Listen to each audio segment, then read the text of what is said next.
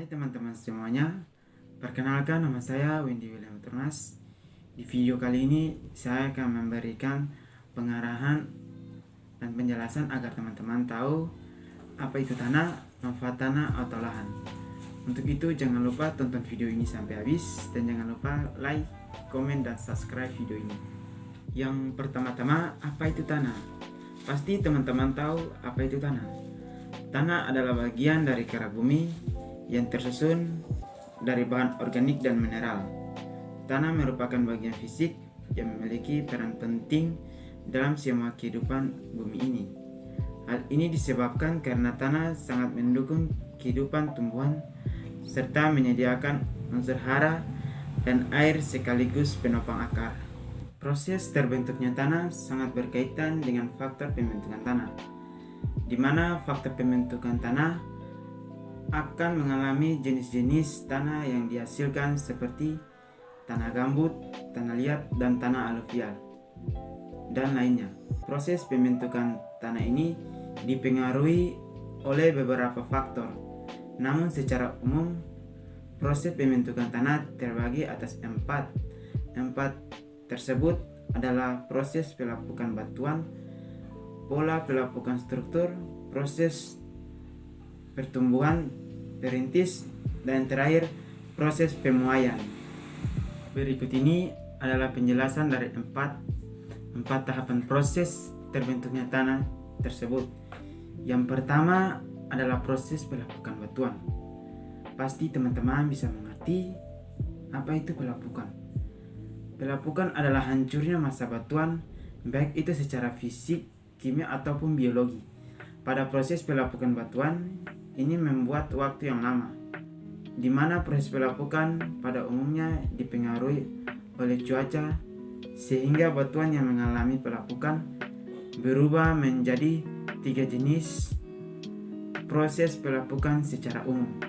Yang kedua, pelapukan fisik. Pelapukan fisik adalah hancurnya dan lepasnya material batuan tanpa merubah struktur kimiawi dari batuan tersebut. Pelapukan kimia ini merupakan proses penghancuran bongkaran batuan menjadi bagian-bagian yang lebih kecil. Beberapa faktor yang menyebabkan terjadinya pelapukan fisik. Perbedaan temperatur. Temperatur di sini berpengaruh terhadap pelapukan fisik, di mana batuan akan mengalami proses pemuaian apabila temperatur panas dan akan mengalami pengecilan volume apabila temperatur dingin. Apabila hal ini berlangsung dalam jangkauan waktu yang lama, maka lambat laun batuan tersebut akan terbelah menjadi batuan kecil. Erosi dapat mempengaruhi pelapukan karena air membeku di antara batuan. Volumenya akan membesar. Yang terjadi di air adalah air membuat tekanan yang dapat merusak struktur batuan. Yang ketiga, pelapukan kimiawi. Pelapukan kimiawi adalah proses pelapukan massa batuan, di mana perubahan susunan kimiawi batuan lapuk mengalami pelapukan.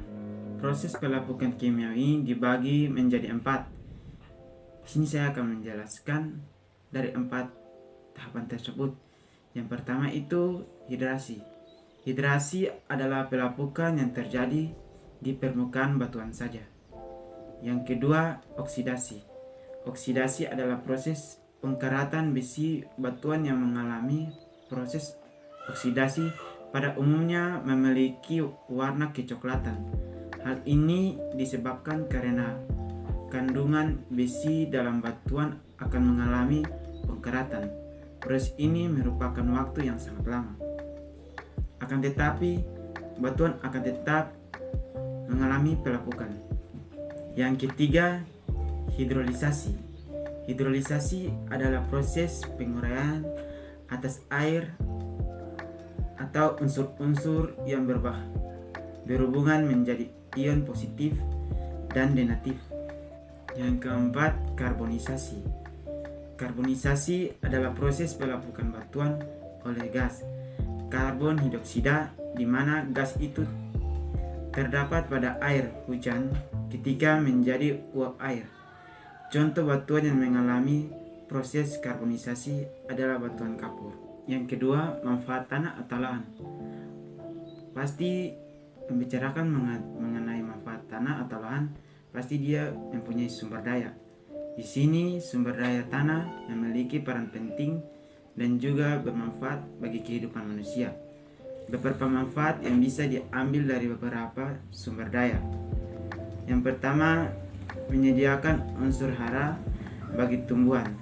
Keberadaan unsur hara sangat diperlu bagi tumbuhan tanaman. Jika suatu tanah atau lahan pertanian mengalami atau mengandung banyak unsur hara, maka hasil pertanian dari lahan tersebut dapat meningkat. Yang kedua, menyediakan bahan makanan bagi mikroorganisme yang tinggal di dalam tanah. Adalah tempat tinggal mikroorganisme penguraian atau defaktor. Mereka memperoleh makanan dari jasad makhluk hidup yang terkubur di dalam tanah. Yang ketiga, ialah menjadi tempat tinggal dan tempat beraktivitas bagi makhluk hidup. Manusia dan makhluk hidup lainnya membuat tempat tinggal di permukaan tanah, di atas tanah. Manusia berpijak di atas tanah. Hampir semua aktivitas manusia semua dilakukan di atas tanah. Yang keempat, menjadi bahan baku produksi. Tanah yang mengandung batuan lempeng bisa diolah menjadi batu-batu kecil dan berbagai jenis kerajinan gerabah. Hal ini pengolah tanah tersebut dapat dijual dan menjadi sumber daya bagi sebagian masyarakat. Yang kelima ialah menyimpan mineral bernikel ekonomis yang tinggi. Lapisan tanah yang jauh dari permukaan banyak mengandung mineral, minyak bumi, gas alam, dan hasil tambang lainnya. Beberapa mineral yang ada di dalam tanah yaitu emas, nikel, dan batu bara. Yang keenam, sebagai sumber pendapatan.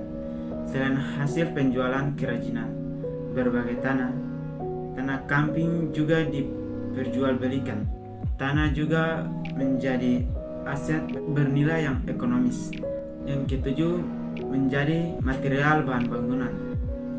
Tanah pasir yang dicampur dengan semen biasanya digunakan untuk membangun rumah. Itulah pengertian dari apa itu tanah dan manfaat tanah atau lahan, agar teman-teman bisa mengerti dan bisa memahami. Apabila ada salah kata di video kali ini, mohon dimaafkan. Jangan lupa teman-teman like dan subscribe video ini.